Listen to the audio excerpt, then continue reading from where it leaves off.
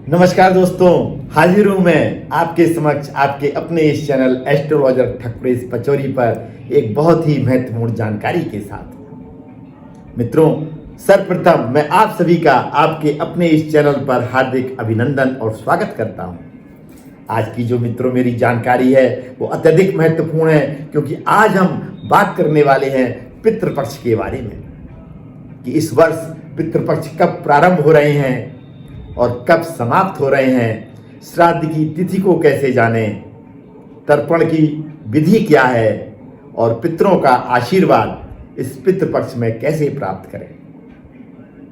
तो आप सभी से अनुरोध है कि अंत तक मेरे साथ इस चर्चा में अवश्य बने रहें, संपूर्ण जानकारी को प्राप्त कर उसका लाभ लेने के लिए। तो आइए मित्रों, आते हैं अब अपने विषय पर। मित्रों, पितृपक्ष है वो प्रतिवर्ष भाद्रपद शुक्ल पक्ष की पूर्णिमा से प्रारंभ होते हैं और आश्विन मास की कृष्ण पक्ष की अमावस्या पर समाप्त होते हैं। और इस वर्ष जो पितृपक्ष है मित्रों वो 7 सितंबर 2025 दिन रविवार से प्रारंभ हो रहे हैं और 21 सितंबर 2025 दिन रविवार को ही मित्रों समाप्त हो रहे हैं। और 7 सितंबर को मित्रों चंद्र ग्रहण भी है। तो मैंने चंद्र ग्रहण का जो वीडियो डाला है उस वीडियो का अवलोकन अवश्य करें, क्योंकि चंद्र ग्रहण के जो नियम हैं वो उस दिन भी मित्रों अवश्य लागू होंगे। अब हम बात करते हैं मित्रों श्राद्ध पक्ष के विधि की और तर्पण की विधि की। मित्रों,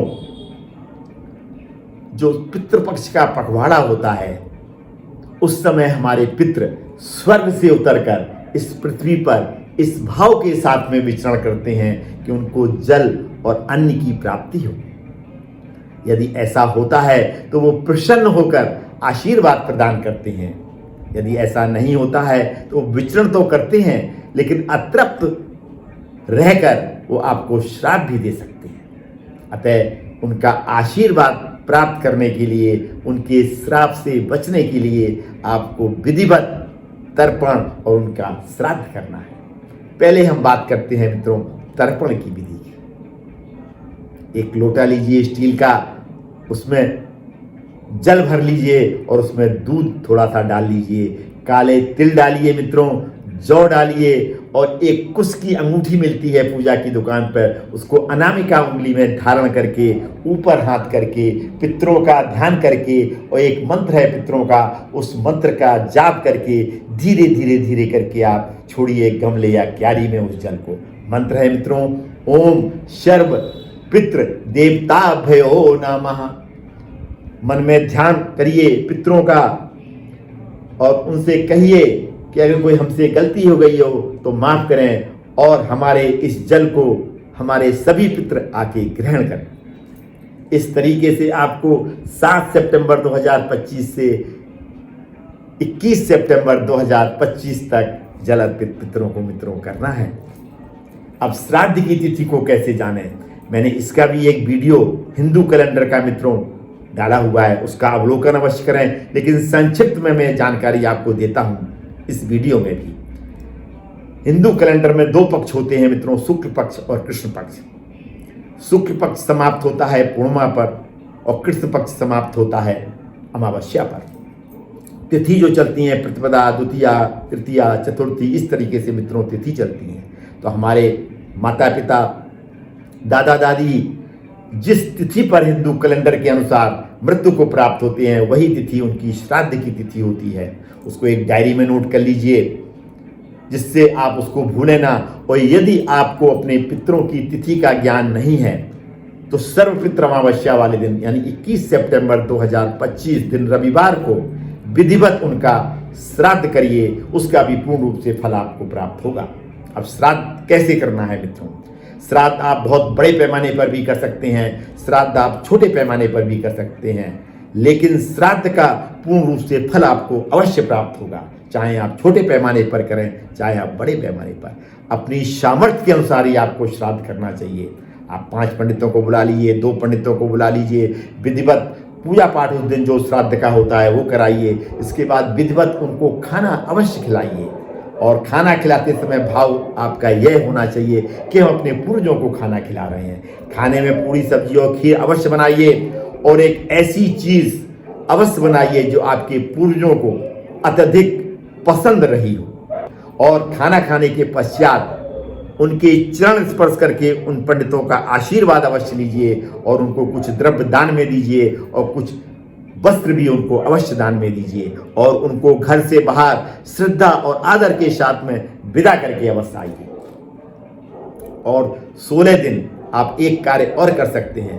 प्रतिदिन दक्षिण दिशा में मुख करके पूर्वजों का ध्यान करके आशीर्वाद उनका प्राप्त करिए, प्रार्थना करिए अपनी समस्याओं के समाधान हेतु। और प्रतिदिन आप एक रोटी बना के उसको तोड़ के छत पर डाल दीजिए ताकि कौवा यदि उसको ग्रहण कर लेता है, अगर एक ग्रास भी कौवा ग्रहण कर लेता है तो मानो वो ग्रास आपके पूर्वजों ने ग्रहण कर लिया। और रोटी और गुड़ गाय को अवश्य खिलाइए श्राद्ध के दौरान और कुत्ते को भी श्राद्ध के दौरान रोटी अवश्य खिलाइए, क्योंकि हमारा सनातन धर्म या हमारी सनातन संस्कृति ही एक ऐसी संस्कृति है जिसमें जीव जंतुओं और पशु पक्षियों को भी मित्रों पूर्वजों का दर्जा दिया जाता है। इस तरीके से यदि आप श्राद्ध के दौरान अपने पूर्वजों का विधिवत श्राद्ध करते हैं, विधिवत उनको जल अर्पित करते हैं, तो निश्चित मानिए यदि आपकी जन्म कुंडली में पित्त दोष या काल सर्प दोष की वजह से कुछ समस्याएं जैसे मांगलिक कार्य न हो पाना, बच्चों का बिगड़ जाना, अचानक परिवार में दुर्घटनाएं हो जाना, कार्यों में विलंब होना, इस तरीके की कोई समस्याएं आपकी जिंदगी में पितृ दोष या काल सर्प दोष की वजह से चल रही हैं, तो मित्रों उसका एक ही बहुत ही विशेष उपाय है जो कि साल में आपको एक बार करना है। यदि आप करते हैं तो इन समस्त समस्याओं का अंत होगा और आपका घर सुख शांति और समृद्ध से भरपूर हो जाएगा। यानी आपके जीवन में खुशहाली ही खुशहाली आ जाएगी यदि आपको पूर्वजों का भी आशीर्वाद प्राप्त हो गया। और पितृपक्ष के दौरान मित्रों कोई नई वस्तु ना खरीदें, कोई नया वस्त्र ना खरीदें, कोई नया वस्त्र पहने ना, कोई नया कार्य शुरू ना करें। इस बात का आपको विशेष ध्यान पितृपक्ष के दौरान मित्रों रखना है।